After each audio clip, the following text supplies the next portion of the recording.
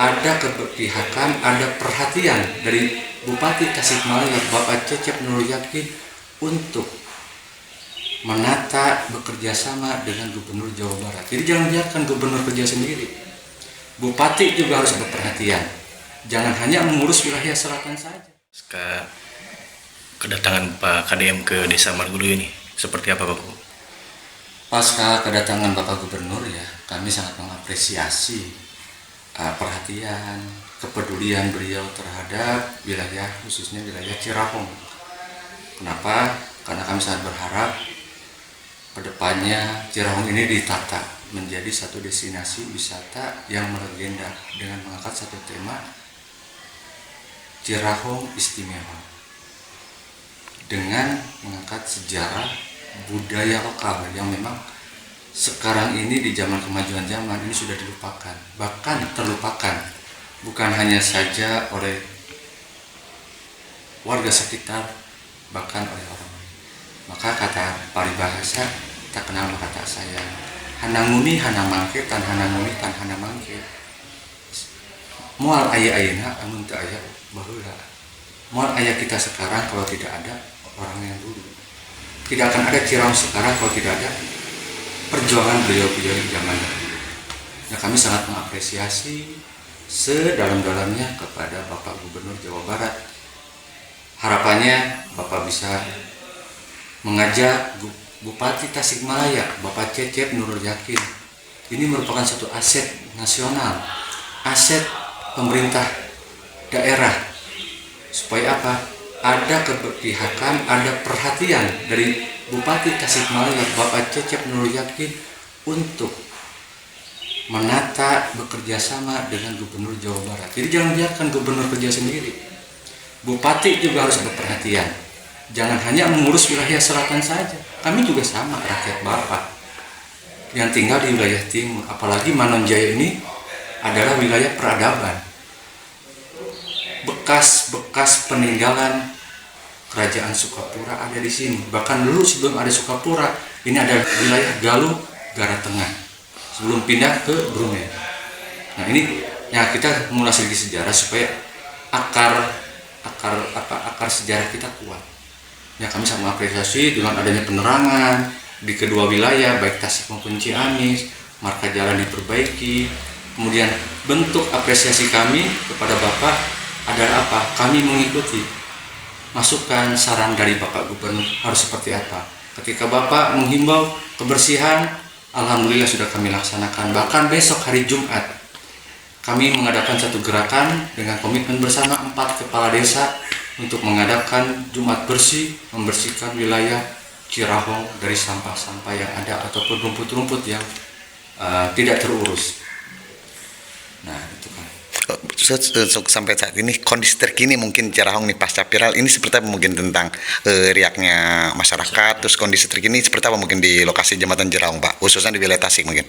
Untuk di wilayah Tasik ya alhamdulillah masyarakat mah sudah mengamanahkan kepada dua kepala desa.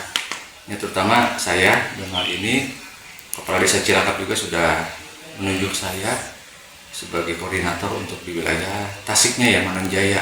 Artinya alhamdulillah tokoh masyarakat, tokoh budaya, tokoh agama, pemuda sudah bersinergi bersatu, bahkan Linmas juga bersatu untuk menindaklanjuti himbauan dan arahan dari Bapak Gubernur Jawa Barat, sehingga lembur diurus, kota ditata, kurang jaga lembur. Makanya kami sudah sepakat juga di luar itu kita mengadakan Pamswakarsa, jaga lembur di malam hari bersama Linmas Kecamatan Manonjaya dan juga wilayah Ciamis, itu kan. Jadi artinya kami tidak berseberangan dengan Bapak sebenarnya. Jadi ada satu persamaan yang memang itu harus kita jaga. Hanya saja kami sangat mohon ke Bapak Gubernur Jawa Barat tentang nasib warga masyarakat yang ada di wilayah kedua wilayah ini, Ciamis ataupun Tasik. Kenapa? Kalau kita merunut ke belakang, ketika pemerintah tidak hadir, yang sangat ditunggu sebagai Bapak pada waktu itu, akhirnya ini ibarat anak kehilangan induknya. Artinya apa? Yang jalan dengan sendiri-sendirinya. Karena apa? ya karena tidak ada perhatian. Harapannya dengan sosok Gubernur Jawa Barat Bapak Deddy Mulyadi bisa merangkul mereka.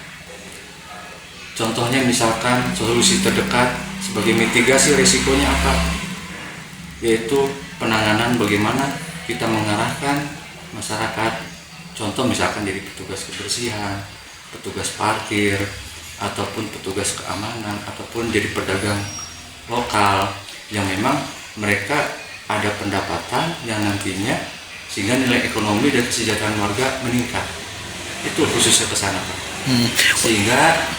Sehingga apa?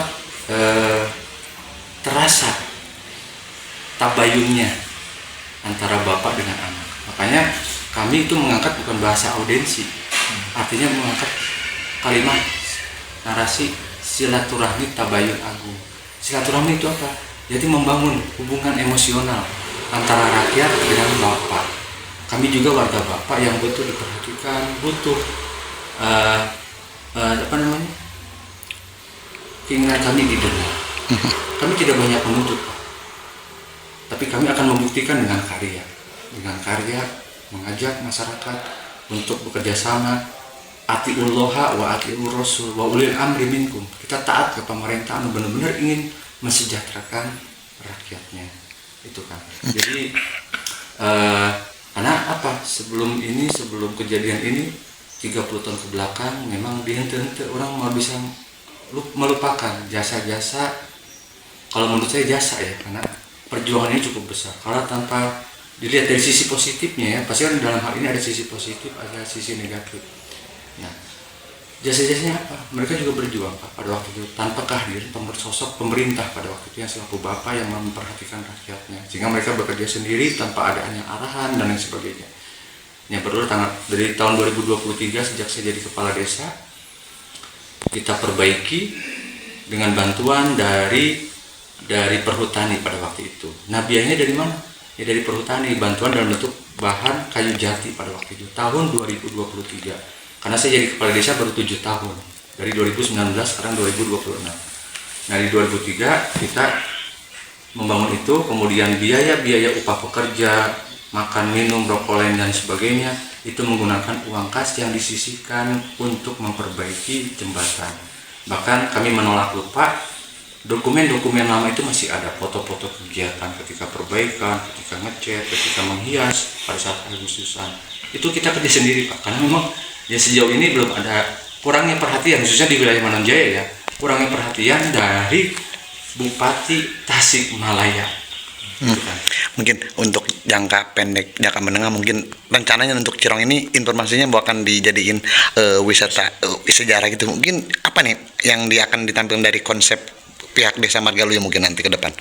Karena kebetulan kita ini wilayah peradaban ya, peradaban Sukapura ada di sini, peradaban Galuh juga ada di sini, makanya kami akan mengangkat destinasi wisata sejarah dan budaya. Karena itu memiliki nilai ekonomis, nilai jual ya yang cukup tinggi juga, ditambah dengan satu peninggalan bukti otentik situsnya, situs cagar budaya yang ada, sehingga menjadi ikonik. Tinggal ditata bangunan-bangunannya itu dirapihkan, kemudian ruas jalan diperlebar, penerangan ditambah, kemudian para pekerja itu dilegalkan dengan keluarnya peraturan daerah Provinsi Jawa Barat. Di atas aliran Sungai Citandu yang tenang, yang membelah perbatasan Ciamis dan Tasikmalaya, berdiri sebuah monumen yang menolak menyerah pada waktu. Jembatan Cirehong. Bagi banyak orang, ini mungkin hanya tumpukan besi tua yang berkarat. Namun bagi sejarah, ini adalah rekaman hidup dari ambisi manusia menaklukkan alam pada akhir abad ke-19. Ia bukan sekadar penghubung dua wilayah. Cirehong adalah satu-satunya jembatan double deck atau geladak ganda di Indonesia yang masih setia melayani dua dunia sekaligus, kereta api di atas kepalanya, dan denyut nadi warga di bawah kakinya. Sebuah simfoni sejarah yang masih bisa kita dengar hingga hari ini. Kisah Cirehong dimulai pada tahun 1893. Bukan tanpa alasan jembatan ini dibangun dengan begitu megah. Pasca pemberlakuan Undang-Undang Agraria tahun 1870, Tatar Galuh mendadak menjadi primadona bagi investor asing. Perkebunan-perkebunan luas, seperti perkebunan karet Bangkelung, mulai menjamur. Hasil bumi melimpah, namun distribusi menjadi kendala. Pemerintah Hindia Belanda menyadari, tanpa infrastruktur yang andal, kekayaan ini tak akan sampai ke pelabuhan. Maka, di bawah bendera logistik kolonial, rencana pembangunan jembatan ini pun dieksekusi sebagai jawaban atas tantangan ekonomi masa itu. Membangun jembatan sepanjang 202 meter di atas jurang sedalam 66 meter pada tahun 1800-an adalah sebuah kemustahilan yang menjadi nyata. Material rangka bajanya tidak sembarangan, didatangkan langsung dari Eropa melalui perjalanan samudra yang panjang. Konstruksinya unik, menyerupai anyaman baja yang rumit namun sangat presisi. Desain ini memungkinkan Cirahong tetap stabil menghadapi beban vertikal yang masif. Setiap sendi bajanya dirancang untuk menahan guncangan kereta api uap di masa lalu, hingga lokomotif modern yang kita lihat hari ini. Teknologi yang melampaui zamannya, membuktikan bahwa presisi mampu menaklukkan tantangan alam. Keunikan arsitektur, geladak ganda, inilah yang menjadikannya ikonik. Lantai atas adalah domain bagi kereta api komersial yang keluar masuk stasiun Manonjaya di bawah pengelolaan Daop 2 Bandung. Di bawahnya, sebuah lorong panjang menjadi jalur bagi pengendara roda 2, mobil kecil, dan pejalan kaki. Berada di geladak bawah saat kereta melintas di atas adalah sebuah pengalaman sensorik yang tak terlupakan. Getaran baja dan suara deru mesin menciptakan sensasi yang mengingatkan kita pada masa keemasan ekonomi perkebunan. Cirahong bukan hanya jalur transportasi, ia adalah ruang transisi antara masa lalu dan masa kini. Hingga usia yang telah melampaui 130 tahun, jembatan Cirahong tetap kokoh menjadi urat nadi yang vital.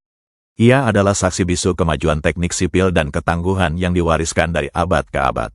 Bagi siapapun yang melintas, Cirahong memberikan pesan bahwa karya yang dibangun dengan ketelitian dan material terbaik akan mampu bertahan melewati badai zaman. Jembatan Cirahong tetap tegak, menghubungkan bukan hanya dua kabupaten, tapi juga menghubungkan kita dengan sejarah yang tak boleh dilupakan.